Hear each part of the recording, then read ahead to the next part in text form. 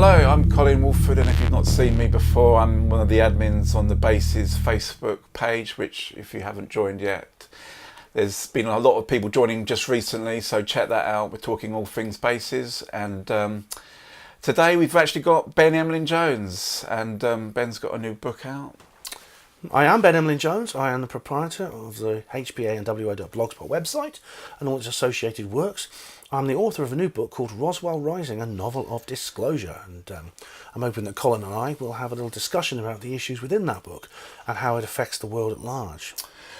Well, of course, it's 2016, we're heading into 2017, and for a lot of people that will be the anniversary of Roswell, which of course happened loosely around July 1947, and it's still arguably one of the most famous UFO events in the subject. I think it's right in saying that it is still the most famous event. I mean, there is some other events that people may be familiar with, Rendlesham and Bowen Mountains, things like that. But Roswell, when you say Roswell, people know what you're talking about, don't they? Yeah, I think it's only a matter of time before the Oxford English Dictionary adds Roswell to its list as a common noun. Roswell is, of course, a place. It's a town or city, as it's called, in New Mexico, USA. As you say, in July of 1947, I believe that an artifact of unknown origin from a non-terrestrial civilization came to grief on the Earth's surface and was secretly salvaged by the government. The government then suppressed that information. They put out lots of different cover stories to confuse and to obscure the truth.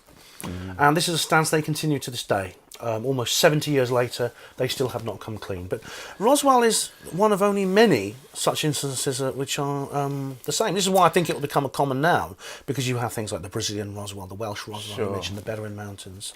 So have you heard of other similar events? I mean, I have an interest because I have my own page about the infamous alien autopsy, which a lot of people did link with Roswell, and that's maybe a story for another time. But I deal with lots of crash retrievals on that page and all sorts of events that have happened over the years, and obviously a lot of people can't quite get their head around the idea that something so advanced would be able to come all the way here and end up crashing. But I think there's enough evidence and enough whistleblowers and people who were witness at the time who've come forward now, and we have people like Philip Corso who talked about the back engineering of artifacts from the Roswell crash, and who knows if, possibly a lot of the technology we now see today has actually been back engineered, and we're just not privy to that because it was all outsourced to various groups and such.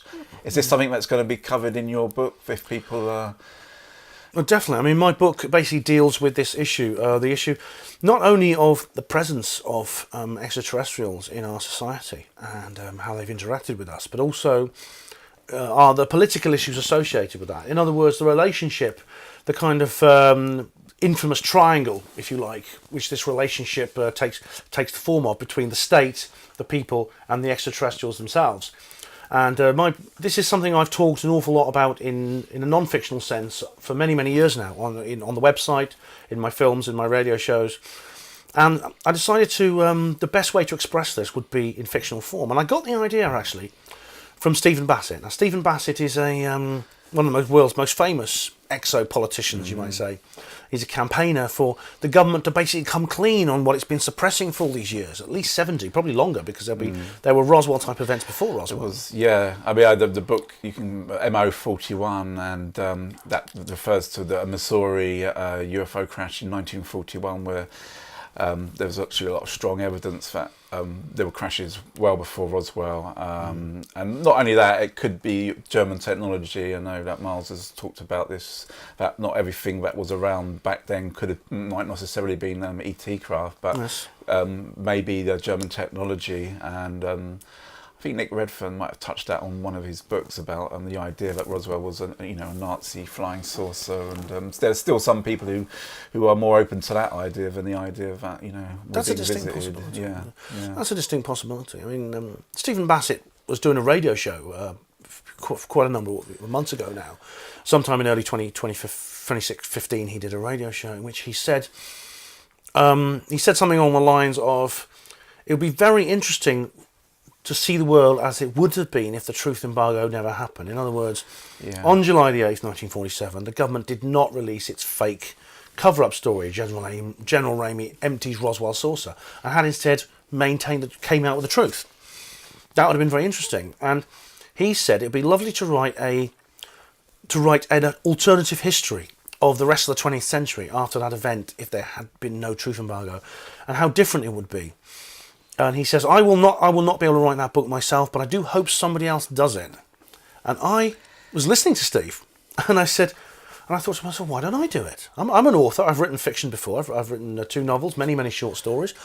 Why don't I write the book?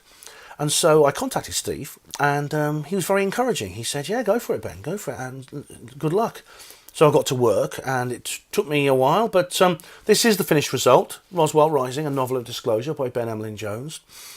And it's available at all good bookshops from the Oldest Press, and costs just £9. Or that will shortly be rising, because I'm bringing out another version of this with slightly bigger print. But how long would that book take for you to have written, Ben? I mean, that seems. I mean, there's a lot of stuff in there, isn't there? Covering a lot. I mean, how long would you say that it took you to write that book? Roughly a year. Roughly a year. On and off. I mean, I left it alone for a while because I had other things to do, and I put you can actually read the first 3 chapters of this book. I mean, that's only a small amount of it like that, because it's about 20 chapters long, but you can read the first 3 chapters for free online on my website. And I guarantee that once you've read those first 3 chapters, you will want to read the rest of the book, and you'll want to buy the rest. You want to buy the book properly.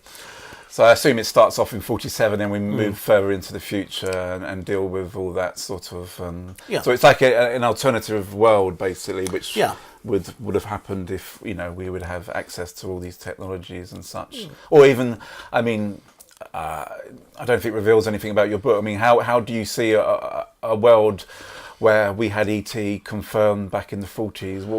Can you conceive of such a thing? Or I mean, I suppose that's all down to how they when a lot of the subject is about how they're going to spin the subject. If there is some sort of disclosure, there's a lot of fear and worry about false flags and all this Project Bluebeam stuff. I mean, people are still saying that something like that might go down within the next few years or so. But do you think it would have been a more scarier thing to have happened if in the 1940s if the president had come out, or do you think if it had come out at that stage, do you think people now would be much happier and better off? I don't know. It's a very, very difficult assignment. I mean, I found this book is actually a little bit shorter than my other 2 books. I mean, my first one is really big. The second one's about 2/3 the length. This one's probably about 2/3 the length of my second novel.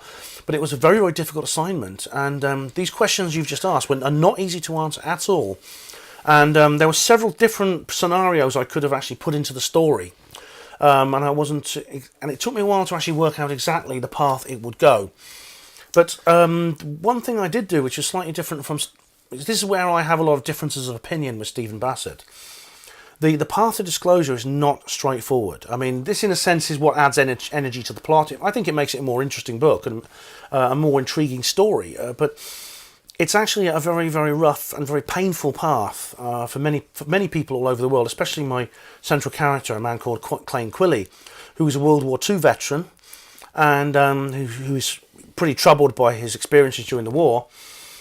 And he then goes into this scenario where he finds himself inadvertently in the position of having to deal with this. He's in the scenario of the story. He's actually the journalist who writes the original Roswell, the RAAF captures flying disc news story from the Roswell Daily Record for July the 7th, 1947, and he's actually the man who publishes that July the 8th, the original story, It's a long, drawn-out process, and it is painful, and the path to true disclosure is hard, it is twisted, and it is tortuous. And I suppose the thing there is, we're looking at this possibly, obviously, from the American perspective. Are you covering other countries? Are you touched upon in your book? I mean, how they fit in? I mean, obviously, they would have had their own crash retrievals in Russia and China, or is it really looking at from the American, UK and perspective? It's centred on America. My character is American, although a large proportion of the story is set in Ireland as well, because you see the issue of the disclosure completely changes the geopolitical landscape. This means that the Cold War is played out. The Cold War is played out, but it's played out in a very, very different form, and Ireland becomes almost a kind of no man's land. within the various political forces working on the Cold War, which of course didn't happen in our universe, but in this alternative history, it did. I should point out there's a proud tradition of alternative history stories, which have been, which several authors have brought out. There's Kim Stanley Robinson, The Years of Rice and Salt, which is a very good alternative history story, in which the Black Death destroyed all of Europe. There's SSGB by Len Dayton, which is an alternative history story in which the Nazis conquered Great Britain during World War II. There are many, many others of that sort, and so I hope to add to the annals of that particular genre with this book I've written. I thought it was very important to me that this book was not just a conceptual novel. It was not just fictionalising a real life event in a very, very crude and not very, very half-hearted, in a very half-hearted way. I was determined that this would be a quality piece of literature, and I did endeavour to make it one. Did you base any of the characters on people who are around today or anything like that? I mean, presidents and things. Some of the characters in the book are real people. For instance, Jesse Marcel, President Harry S. Truman, and others like that. They are real people, historical figures who are not alive today, but nevertheless are real people. They'd existed, and they play a role in this story. The others are imaginary, including my character Clayne Quilly and his family and friends, and several of the bad guy as well, and several different people. They're all fictional. Mm-hmm. What about? I mean, obviously we haven't had disclosure in this timeline on our reality yet.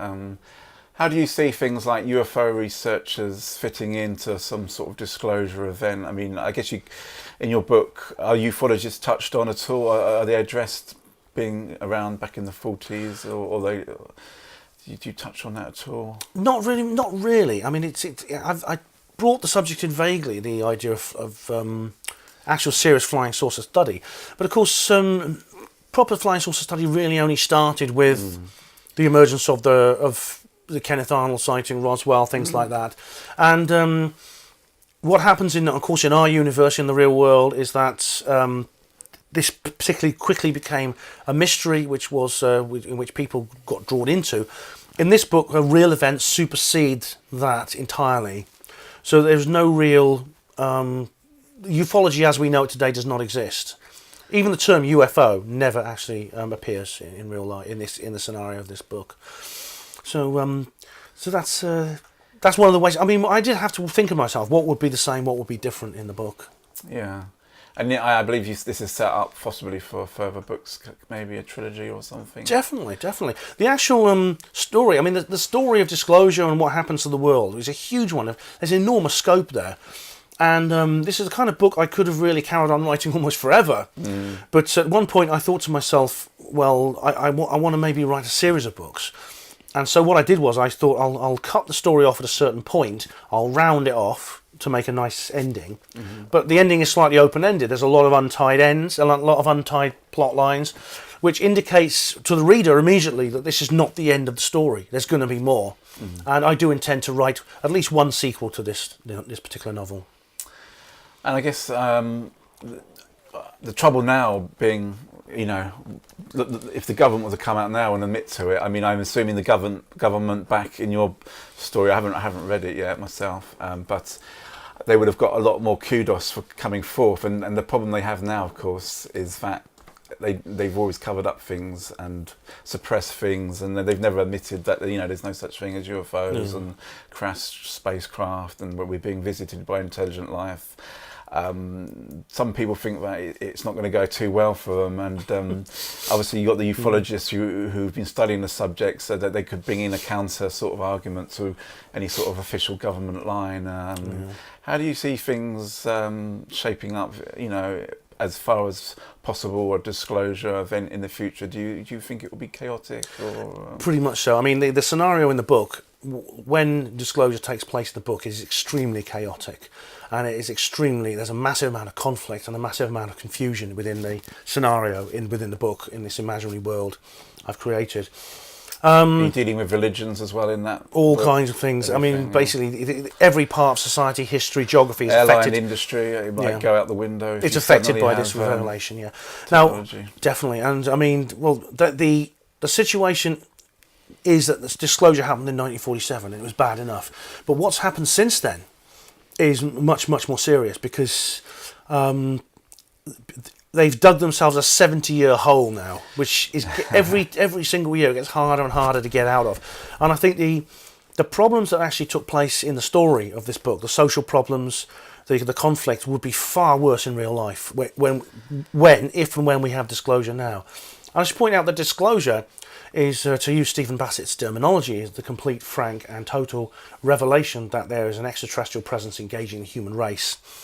This is what it takes. This is what the governments know already and have kept from us. They've picked up decisive evidence in the form of crash retrievals. They have suppressed that, and they've denied that this is the case. And in fact, I've seen a letter today from a certain person in the Ministry of Defence and a certain well-known ufologist, dated from 1992, in which he states quite clearly the government's position on this. They have no knowledge. If you want to ask the Americans, here's their address for their embassy, but the UK government has no knowledge that such things exist. That is, I'm not saying the individual in concern is lying, but that government position is a lie.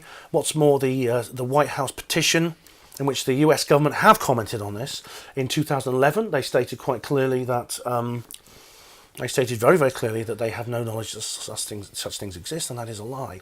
Now, it's such a huge lie, Colin. This is the point. I mean, to say there is an extraterrestrial presence engaging the human race, not only that, but we've known about it for a long time and didn't tell you. And Just imagine. Yeah, and it seems very much that there's an unwritten agreement between countries. I mean, we know that the Americans have so many bases around the world, and I'm sure the Russians have, their fair share. But it does seem that a conspiracy of silence seems to exist over, all the air forces of various countries, where they must all surely be, over the last 100 years or so, have seen many of these craft, but they're all conspiring. There's like some written rule where these things won't be discussed with the people of their various countries, which is quite sad, really. Yeah. But there's a global policy in place. Yeah. Very obviously. In every single sovereign state where these crash retrievals have taken place, and there may be as many as 100 now, just in this century. That's one per year. Wherever it happens. I mean, I can think of examples in South Africa, in Russia, in various places around Europe, including the United Kingdom. The very same thing happens. It's as if all the various national states obey this global policy. And I suppose the worry is that if there is such a thing as this Illuminati or a power elite, that they are keeping this technology for themselves, and it's not trickling. If there is anything trickling down, it's very basic stuff, such as, there's claims of, like Bell Laboratories, I think, in the 40s, 50s, working on the microchip and things like that, and who knows the origins of all that technology. But a lot of people theorising that, the whole secret space program is really the result of back engineering of these exotic vehicles, and sadly we're not seeing that trickling down. We're still flying jet planes and petrol-driven cars around, and to the detriment, of the planet.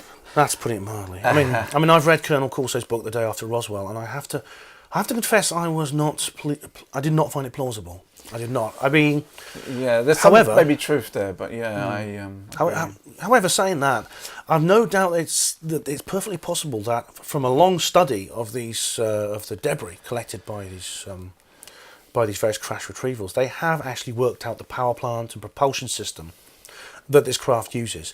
And as you say, they're not transiting dimensions or coming from distant galaxies on Texaco Unleaded 4-star. They have very esoteric propulsion systems, and these are things that if they could be back engineered, if they could be reproduced by our governments or by people, and that and we're not just talking about extraterrestrials here. This issue also ties in with inventors of this kind of technology who are all too human. People like Nikola Tesla, Thomas Townsend Brown, all of these very Victor Schauberger, and there's a huge number of Dr. Searle, what's his name, Searle, huge number of these people, and we've also got the stories about Bob Lazar, supposedly from the late 80s, on this back engineering at Area 51 and stuff like that. Okay, that's good.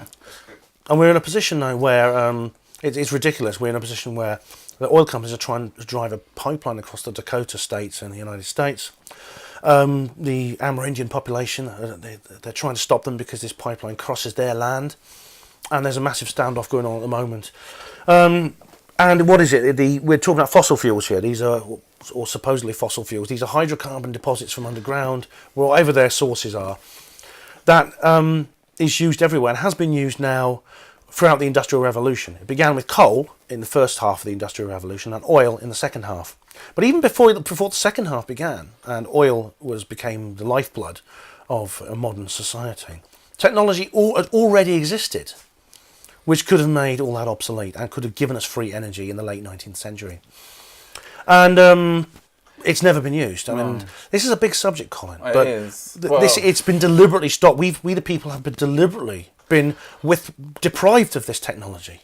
Well, the worry is that we've gone off planet now and forming our own colonies on the moon and Mars and God knows where else. I mean, that can be a bit of a horrific for if the way we treat things on this planet.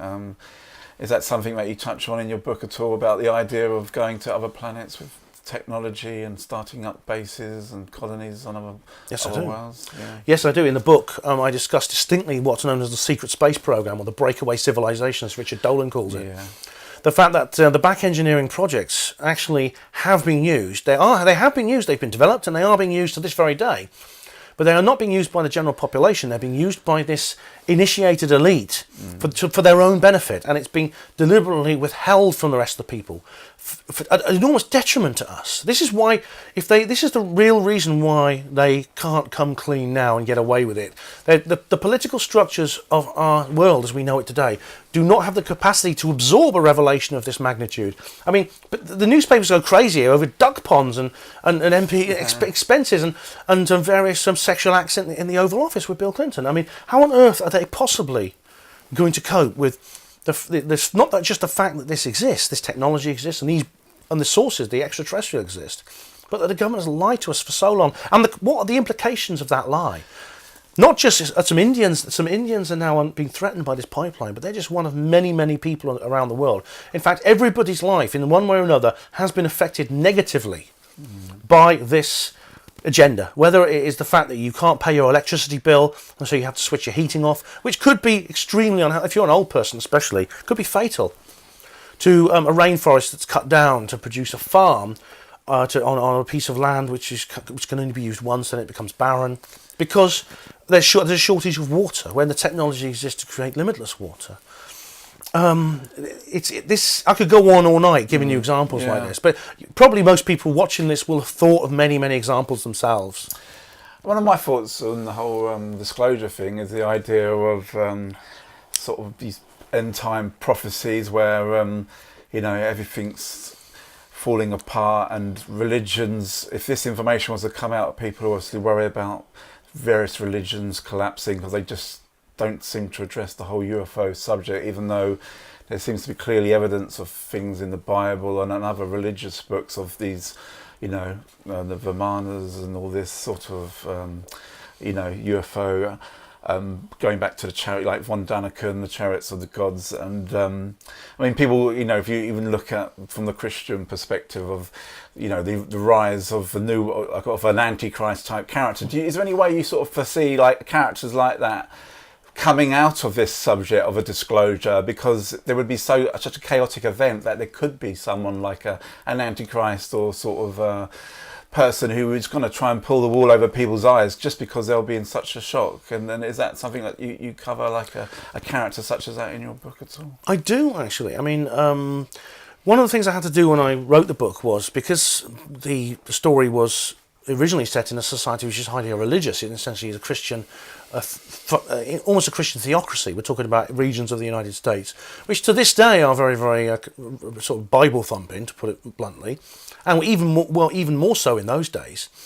How would Christianity cope with this? How would devout Christian believers, including entire communities of devout Christian believers, cope with this kind of revelation? And the answer is not very well. Other areas, other religions are slightly different. For instance, Islam, I think, will cope better because they already have the concept of extraterrestrial type beings, including the jinn. Yeah. But in fact, if you talk to a Muslim, they will tell you about the jinn, and very many of them have already made the association between them and the UFO phenomenon. I think Hinduism and Buddhism would probably be able to absorb this kind of thing, but Christianity would be completely out of its depth. Yeah. And as for an Antichrist figure, That also, I do actually bring this into the book. The book has the whole storyline has an underlying supernatural or spiritual component. And this includes such things as angelic and demonic presences on the earth. This is going to be highly controversial among many ufologists who probably don't want to go there in terms of this kind of thing. They want to stick to the nuts and bolts. In fact, I've learned since I've started writing the book that Bryce Zabel is planning a similar book, which is maybe why Steve said what he did on the radio show. So I'm very curious to read when Bryce Zabel's book is published on the same theme as my own. I'm very curious to read it. I'm sure it'll be very different to mine. But the reason I brought this into this book is because I think these things are real, and I think they are relevant in this case. There is essentially a spiritual issue associated with all things that go on in the world, and UFOs and UFO disclosure is certainly no exception. There does seem to be a drip feed. I mean, we hear about the Vatican seem to have their own people who are sort of pushing for these big telescopes. I think they've got one called the Lucifer telescope or something like that, and all this weird stuff. And there's been talk about bringing religion to these aliens and all this sort of thing. But it does seem to me that something that could come out of disclosure, it would be this sort of chaotic sort of people questioning their belief systems and stuff like that. And it could be that might be the time when some sort of new world order sort of agenda is brought in. It is some ways then that it's a two-edged sword, the whole disclosure thing, that it'll be like the best of times but also the worst of times. And the people will be taking advantage of the shock and the destabilization. There's a lot going on with the currency, and I know we got the presidential elections in America, I think, next week coming up. That's right, yes. And we got the Brexit here, and we seem to have a lot of division going on at the moment in countries. And I just think this could be another nail in the coffin of these events, really starting to break down society in some ways. Did you go along with that? Or? Yeah, in fact, I do address this in the book. I mean, I had to address an inevitable possibility, which I think Bryce Zabel may not address in his book. I don't know. I've not read it yet. He hasn't actually finished it yet. Steve and I again disagree on this element as well. But in my book, I realised I had to address the possibility that if governments are in a position where they have initiated disclosure and can't go back, they will say something on the lines of, okay, we have to do disclosure, but maybe we should do it a certain way, lie about it, which will give us an advantage. And the only way I can see them really escaping from that double bind is to tell people very persuasively through some demonstrations, maybe through some false flag activity and illusions and things like that. Stagecraft, Stephen Greer would say. Yes, maybe explains to people that the extraterrestrials are there and they are bad. They're hostile. They intend to harm us. Or in fact, are even walking among us and have worked their way into society, and that these people can't be trusted. And in which case, I mean, in that scenario, this is a quote to quote Bryce Zabel himself in his book AD After Disclosure, which he co-wrote with Richard Dolan. We would have to just forgive them and unite to save the planet, basically. Which means that if they need us to forgive them and to unite, then they may say that the aliens are bad, even if they're not bad, or if not all of them are bad. Or if I know that it's quite likely that some of them are hostile in reality. But and that's when they will exaggerate that hostile element. Do you see what I mean? Well, the theory being also that they have movie footage going back to at least 30s, 1940s, and possibly of incidents, cattle mutilations, of it actually happening at the time. I mean, that's going to be very persuasive to people to watch unedited footage of, craft abducting people, mutilating animals, possible attacks, whether real or engineered. I mean, that's going to be quite shocking for people to watch on their televisions, isn't it? Extreme. It's beyond anything they've ever experienced before, because the government always like to spin things to say, to give the illusion that they're in control. They'll say there's a threat out there, but we know how to handle it. You trust us. Trust us to deal with it. Pay us taxes, and we will keep you safe from this threat. In fact, they even conjure up threats which aren't there, because that gives them a lot of power, as Adam Curtis said in his groundbreaking documentary, The Power of Nightmares. However, they're in a situation now where, if they're honest, they're going to have to admit that there is an extraterrestrial presence engaging the human race which can interact with us in ways that the state cannot prevent them. And some of that interaction is not pleasant and is sometimes even dangerous. For instance, the abduction phenomena you mentioned, the mutilation phenomena, which means that they're actually taking animals, all species of animals, and when I mean all species, I mean Homo sapiens included, and killing them and leaving the bodies with various injuries. Now, the reasons they're doing this and why and how, we don't know, but it is happening. And what's more, the government are powerless to prevent this. They can't stop people being abducted. They can't stop animals being mutilated. And that's going to be a very, very difficult pill for them to swallow, saying that to us openly. Do you think they might take advantage of things like civil unrest and people's anger, that they might just start bringing in martial law and curfews and all this sort of that actually for them that can be seen as another way of tightening the noose around humanity's neck by it could be something. Oh, definitely. In fact, I can't see them letting an opportunity like that go to waste. Not least if the fake evil alien scenario takes place. Which means that that will give them the ability to do that even more, because the idea of evil aliens will cause even more civil unrest and will frighten even more people.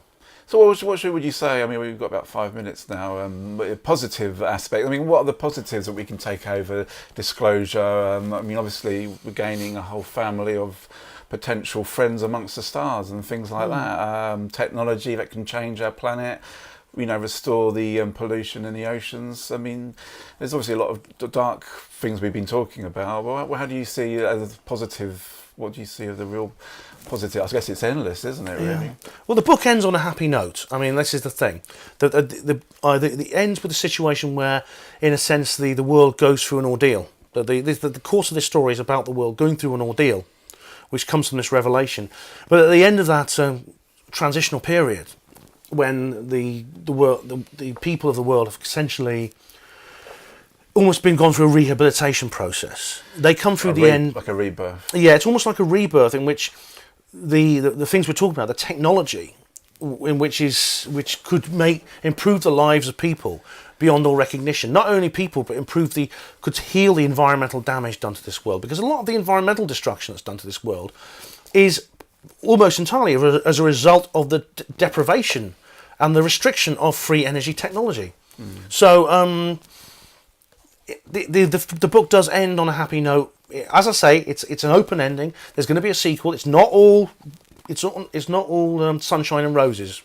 The ending of the book. I mean, I don't believe in utopia, and I don't intend to describe a utopia in my book. But it ends with a situation where people are calmer, happier, and some of this technology is being released to the world for the benefits of the people.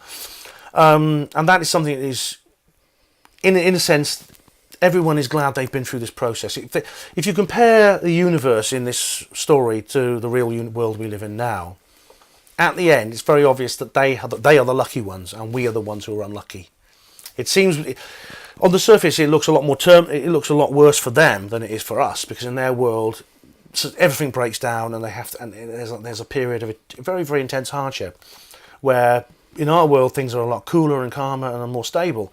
Yet, towards the end, I find myself envying them, and I find myself wishing that I could live in their world, in this imaginary world I've created. It'd be very, very nice.